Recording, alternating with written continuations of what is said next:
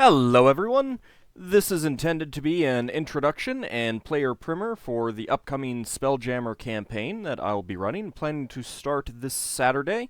I will post a video when it's about to go live on Twitch. And, of course, for those who can't make it to watch it live, I will be posting the videos on YouTube. What I first want to go over is just some basics of Spelljammer that basically every character, regardless of whether they grew up in space or grew up on a groundling world, would become aware of pretty quickly upon getting into space. First of all, let's have some random images while this is going on. Every object in space has its own atmosphere and gravity.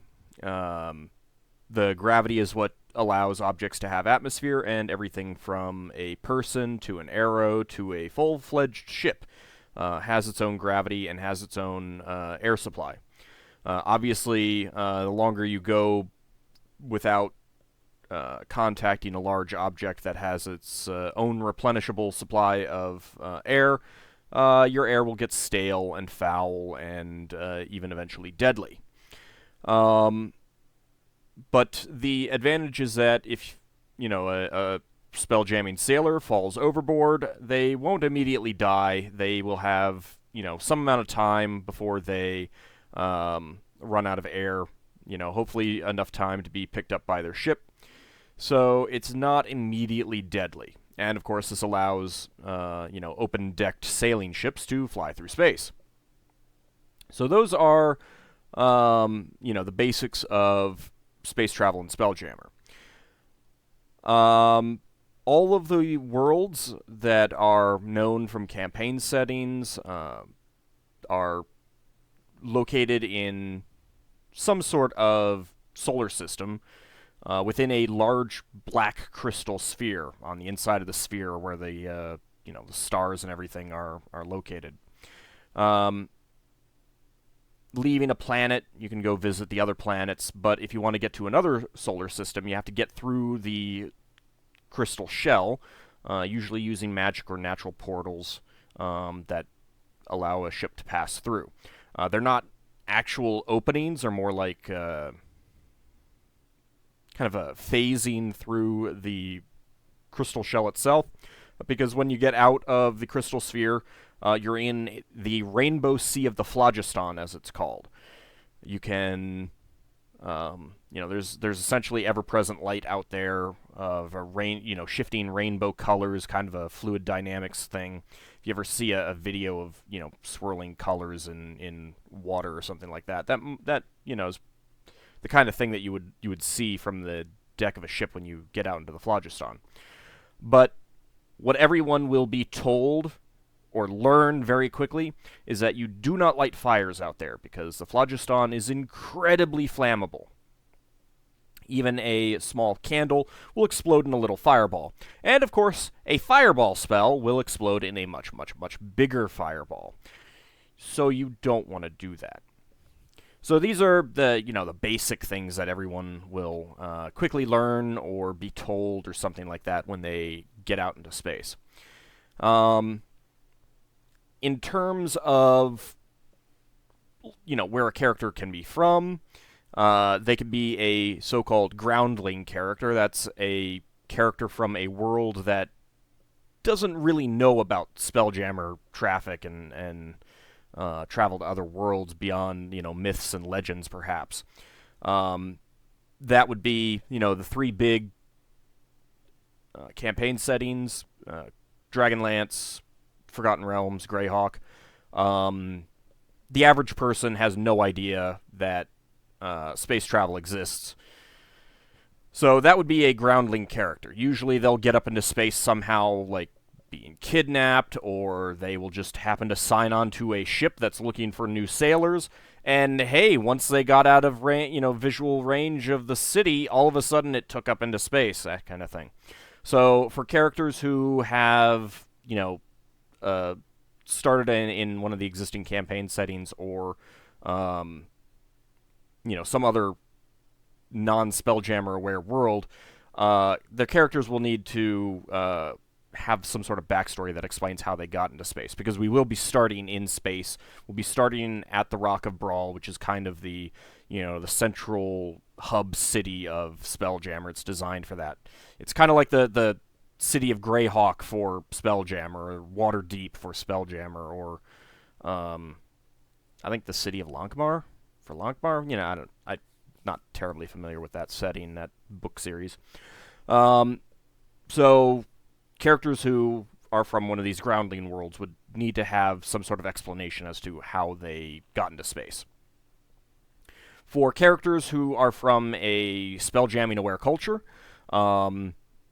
it's much easier, They already knew about space travel, so they just happened to sign up for it.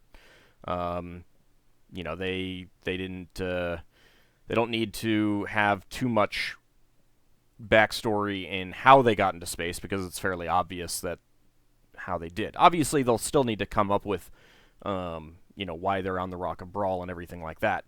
But it's a little bit easier because they can simply, sign on to a ship that they know is going there. There are a lot more, races out there in a Spelljammer campaign that you'll encounter, especially at one of the cosmopolitan cities like the Rock of Brawl. Whereas you'll certainly see dwarves and elves and halflings and gnomes in the city of Waterdeep, you don't usually see too many other races beyond the player's handbook races and maybe a couple unique ones for a campaign setting. But in Spelljammer, there are substantially more races that are, major spelljamming aware cultures and everything like that. Not all of them would be allowed in most ports, because certainly some are evil, some are destructive, that sort of thing. In terms of the, quote-unquote major races of space, you've got humans, of course, which are always the most common entity in a Spelljammer, in basically any campaign. But for Spelljammer, you also have dwarves, and elves are quite common. Dwarves oftentimes keep to themselves, but whereas in a lot of the regular campaign settings, dwarves are kind of a dying race, or they're slow reproduction coupled with wars, that sort of thing, and they're just not as common as they used to be and stuff like that. To a great extent, Spelljammer is not like that. They're a thriving, growing race, but they tend to keep to themselves. They usually live in asteroids that they mine out, and when they're done mining it out, they pick up and move to another asteroid and mine it out. So, and if they get too big for, one asteroid, then the clan will split and one half will go off elsewhere, kind of thing, find their own place. But there's tons and tons of asteroids to mine, so it's like, they got plenty to grow and expand in, and of course they can always go to another crystal sphere that doesn't have a whole lot of the, asteroids exploited yet. So, to a very... major extent, they're a very common race in Spelljammer. Halflings and gnomes are certainly less common, but they're common enough. You'll see them in the various cosmopolitan cities, but they generally don't have too many of their own enclaves and too many of their own ships and stuff like that, and they're just kind of integrated with other cultures. The elves, it should be pointed out that they have a wide-ranging, quote-unquote, empire. Their fleets are called either the Elven Armada or the Elven Imperial Navy. That might be a little bit of a misnomer. Most of the time when people think of empire, they think of something like the Roman Empire, constantly expanding and taking over everything and stuff like that. And that's not really what the Elven Armada is, the Elven Imperial Navy. Think of them a bit more like a mixture of the British Empire and American imperialism after World War II. they certainly have, various worlds and enclaves and stuff like that, but they don't really do a whole lot of conquering. But they do, make up the major military force in the major human controlled areas, or human populated areas, and they do a lot of the patrolling of the space lanes, the trade lanes. They're quote unquote the defenders against incursions by Goblinkin and stuff like that. Although there may only be one or two ships in any given sphere, which is a lot of space to cover for them to actually try to quote unquote patrol.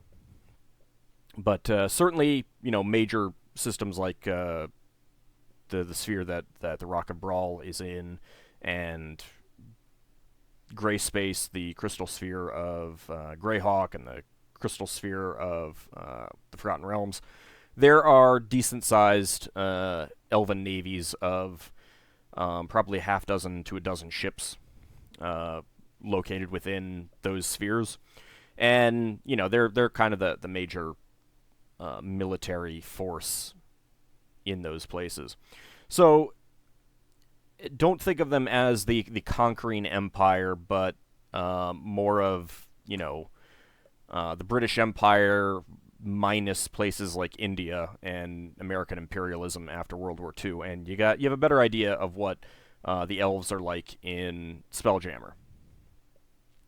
The other player's handbook races, all of these races, their languages are easy to come by, common, that sort of thing.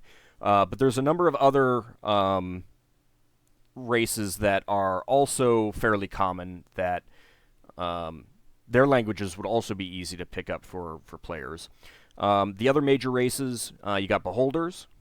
They have a number of they dominate space outside of what's called the known spheres or known space, which is generally the three big ones, a number of minor ones created for Spelljammer, and then essentially anything that the Dungeon Master creates for his campaign. Especially if the Dungeon Master has created his own world, his own solar system, his own crystal sphere with his own campaign, groundling-based campaign setting, that would be one of the known spheres if he so desired. And the known spheres are pretty expansive. They're not just the three. There's quite a few in them, and it's very easy to, just slip a new one in. Oh, you're going over to such and such space. Players are like, well, I haven't heard of it. Well, have you heard of every single city on Earth? It's very easy to slip one in, and it's just, oh, you never had cause to go here. You probably heard it in a bar someplace, months ago, but you never had any reason to go here, so that's why it never came up, and that's why you as the player never heard of it, even though your character probably has. Outside of this are other, zones of control, and the Beholders control one, although anyone who's familiar with the lore behind Beholders knows that they are extremely xenophobic to the point where if you happen to be red on top and blue on the bottom, and you encounter a Beholder that's blue on top and red on the bottom, well, they're a serious fiend and a horrible mutation and need to be obliterated. So their spheres tend to be like war-torn areas and stuff like that. Another major evil race are the Neogi. They're spider-like beings with the heads of eels, and they have Umberhulks as their primary slaves, although they have many other creatures as slaves as well. And they are a major evil trading power, although they also tend to be, piratical and stuff like that. But they do a lot of the black market stuff. They're a trader race that wouldn't be allowed on the more cosmopolitan cities like the Rock of Brawl.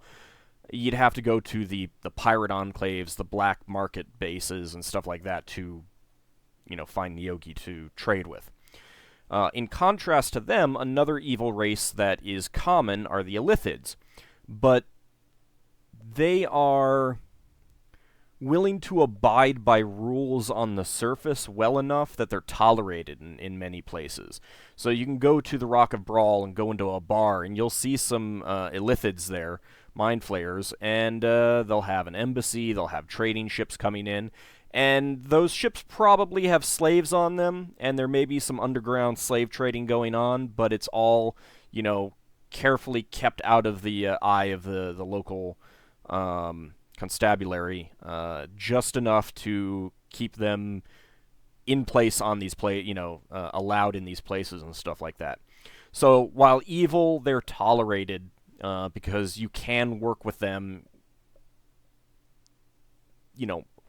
oftentimes and trade with them, and they're honorable enough, so to speak. So you obviously would be able to, characters would be able to learn the languages of beholders and Neogi fairly easily. Beholder languages might be diverse. You may learn one, and it just happens to be a dialect, and you encounter a beholder, and you use the wrong dialect with him. They may decide to obliterate you. Of course, they may decide to obliterate you anyway. I mean, they are beholders. On the other hand, Illithids, the native language of Illithids has a psionic component, and certainly the written language requires the use of 4 tentacles to read it. So neither of those would be learnable by any other, race like humans and elves. But there is a spoken component of the Illithid language beyond just the psionic element, and that mixed with some human dialects and stuff like that kind of makes a Illithid, Creole tongue that I've called the Illithid trade language.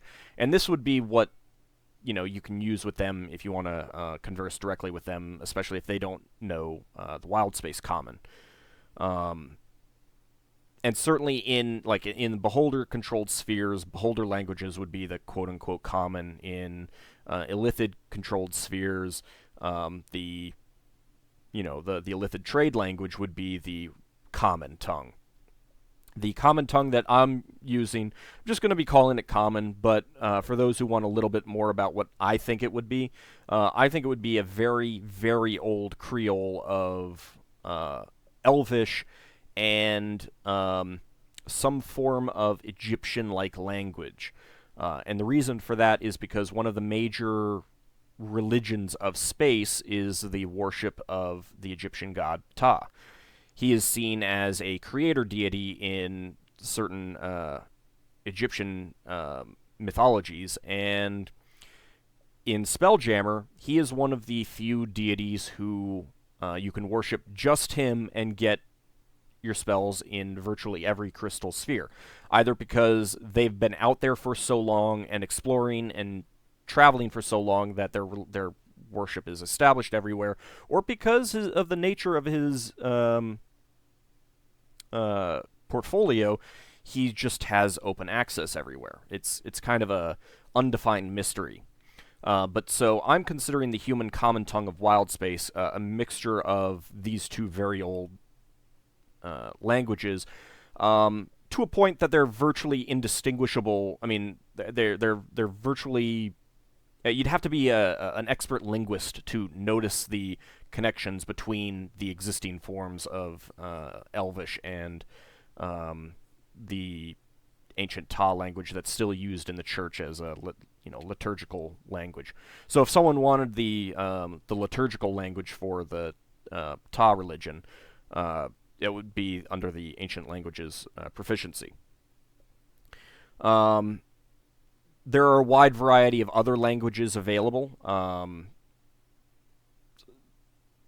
I mentioned earlier about the player's handbook races. It should be noted that while the wild space gnomish language is far less common than, say, Elvish and stuff like that, it's even less common than the Tinker Gnome language of Krynn, the Dragonlance setting, because the Tinker Gnomes have expanded out into space explosively from Krynn, and they're sort of one of the major races of space, although people try to keep them out obviously. There are a number of other minor races that are out there. These would be a little bit harder to get access to, like I mentioned in the recruitment episode, the various Spelljammer specific races that players could be, and each of them has their own language. You got the Gromem language, the Hadazee language, the Herwadi language, which is the Herwadi are once had a sphere-spanning empire that collapsed, and so they still have a language that could be taken. That might help players read ancient Herwadi stuff. Of course, Thri-kreen and Zixchil, which Zixchil is very similar to Thri-kreen. Those would be available. Kenderspeak, much to many people's chagrin, is also out there as kind of an uncommon language. The Drakon tongue, the dragon centaurs, that would be an available language. Lizardman, a race that isn't a playable race, but is another trading race out there, the Dowar, which are short trader penguins. That would be available. Of course, the GIF language, Rastipede, those would be available. Various languages from specific game worlds. The Elvish of the Forgotten Realms and the Elvish of Greyhawk are close enough that wouldn't require a separate language, as it is with the Wild Space version. That's a Dowar, just came up on the screen right there. So you wouldn't, you might need a proficiency check to deal with it, but they're close enough that they're generally, it's generally not a problem. In contrast, Kryn having unique origins for all of its races, all of its languages are also unique. So there is no, you would have to take one of the Krynish languages if you wanted to learn it, which is why I made the point earlier about the difference between the standard Gnomish language and the Tinker-Gnome language. Let's see. Other races out there with languages available for players would, of course, be the various Goblinkin races. Goblins, Hobgoblins, Kobolds, Zvarts, Bugbears, and Orcs. They are far less common than they used to be. In the past, about 300 years before when we'll be playing, there was an event called the Unhuman Wars, in which the elves basically crusaded against the goblin races and broke the backs of their fleets, pushed them out of the known spheres. There are still some places out there that are controlled by goblinoids, but in terms of the known spheres, the commonly explored and traveled places, they're nowhere to be found in any great numbers anymore. All of their languages are available. I should also mention about the Unhuman Wars. The reason it's called that is because the humans stayed out of it. It was basically the elves and their allies against the goblinoids and their allies, like ogres and stuff like that. And when the game takes place, it'll be taking place right after the second Unhuman Wars. I'm not planning to have too much to do with the actual war itself, which a lot of the elements are described in the Spelljammer novels. So it'll kind of be the aftermath. It to a great extent, it did bypass a lot of the known spheres, but there were certainly battles and attacks that took place at Brawl and at other places, including Gray Space and Realm Space, Greyhawk and Forgotten Realms Crystal Seers, respectively. But that's essentially in the recent past. For those familiar with the Forgotten Realms, that's roughly around 1369 Dale Reckoning. So that's about when we're going to be playing. Let's see. Another important language to mention is the a language from Realm Space, the High Shao language from the Eastern Realms Karator. Um, the Shaolong Empire has made a big push into space, and they've very much assimilated existing Oriental cultures in a lot of places, like the Rock of Brawl. So their, Oriental human language has kind of become the de facto Oriental human language in the known spheres. There really aren't any other documented sources for Oriental type characters in Spelljammer, but it's very easy if a player didn't want their character to be from there, or if an NPC comes up, they can just be from someplace else, a made up sphere, that kind of thing. There's a lot more out there than could ever possibly be documented, which makes it very easy to just say, oh yes, they're from such and such place that you've never heard of. Let's see. Trying to think of what other ones are important enough to talk about.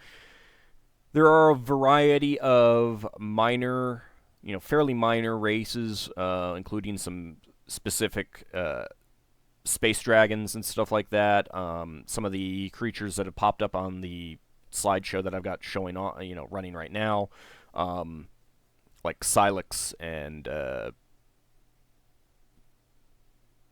I thought I had something else on here. The plasmoids.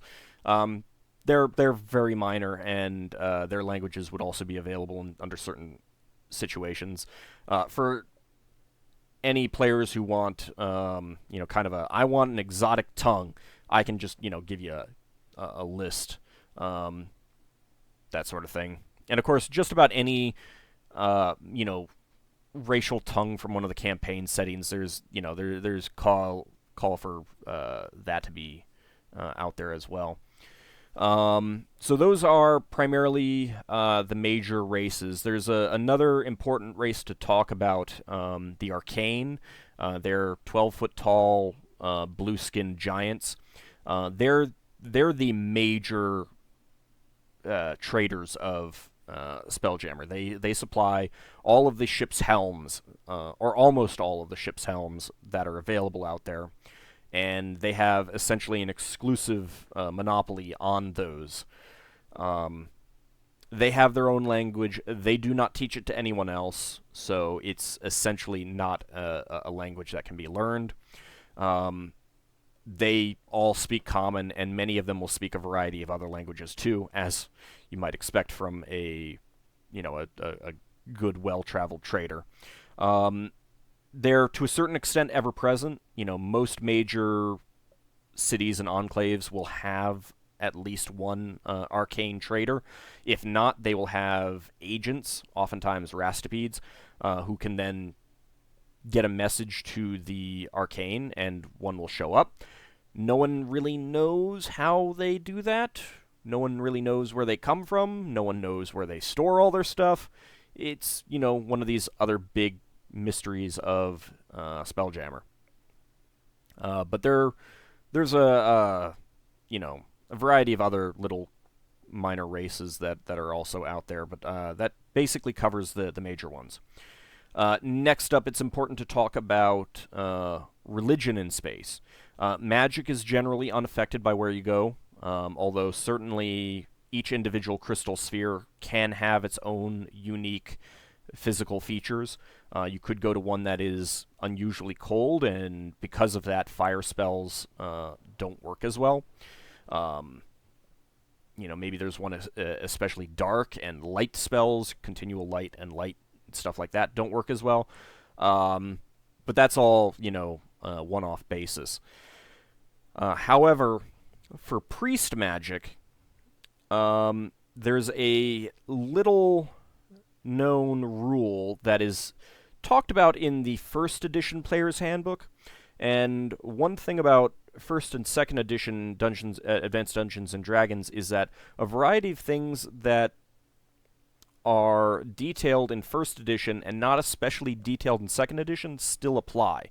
So, for example, if you read a rule in one of the first edition books and it is not contradicted by something in second edition, generally that means it still applies, even if it is not detailed.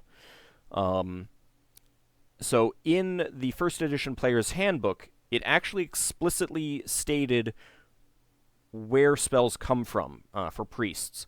And to that effect, lower level spells are granted by agents of a deity, whereas higher level spells are granted by the deity themselves. Level 6 and 7 are granted by a deity themselves. 3, 4, and 5, levels 3, 4, and 5 are granted by agents or demi-powers beneath a deity. And levels 1 and 2 are granted based on pure faith. So a character who becomes a priest and truly, genuinely believes in a false god will still get access to first and second level spells. Same thing also applies to deities that have been imprisoned, like Tharizdun in Greyhawk. They can still get their first and second level spells because of that faith. Because of that, traveling around as a priest can be problematic. When you go out into the Phlogiston, a special feature of the Phlogiston is that, in addition to making everything burn really well, it completely cuts off planar connections. You cannot go ethereal, you cannot go astral, you cannot contact the outer planes, you cannot contact the inner planes, you cannot get to a demiplane. All of that is cut off. You cannot summon creatures from inside crystal spheres. You cannot summon things from the outer planes. You technically can summon something from elsewhere in the Phlogiston, but that might be a little bit iffy. I might have to double check the rules on that, but I would probably rule that still works.